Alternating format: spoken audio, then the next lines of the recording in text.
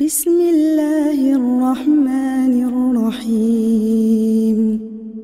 رب قد آتيتني من الملك وعلمتني من تأويل الأحاديث فاطر السماوات والأرض أنت ولي في الدنيا والآخرة توفني مسلما وألحقني بالصالحين ذلك من أنباء الغيب نوحيه إليك وما كنت لديهم إذ أجمعوا أمرهم وهم يمكرون وما أكثر الناس ولو حرصت بمؤمنين وما تسألهم عليه من أجر إن هو إلا ذكر للعالمين. بسم الله الرحمن الرحيم.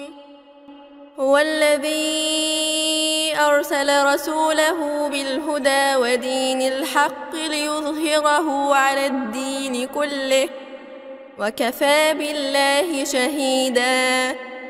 محمد رسول الله محمد رسول الله والذين معه أشداء على الكفار رحماء بينهم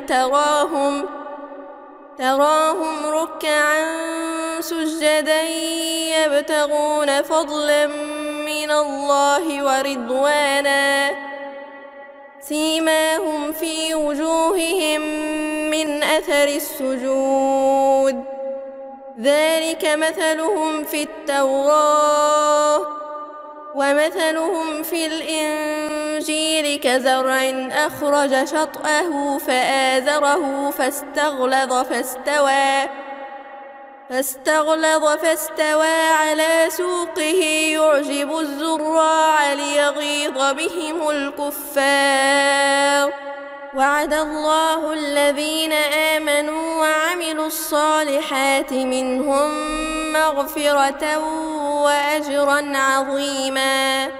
بسم الله الرحمن الرحيم. وراودته التي هو في بيتها عن نفسه وغلقت الأبواب وقالت هيت لك قال معاذ الله إنه ربي أحسن مثواي إنه لا يفلح الظالمون. ولقد همت به وهم بها لولا أن رأى برهان ربه كذلك لنصرف عنه السوء والفحشاء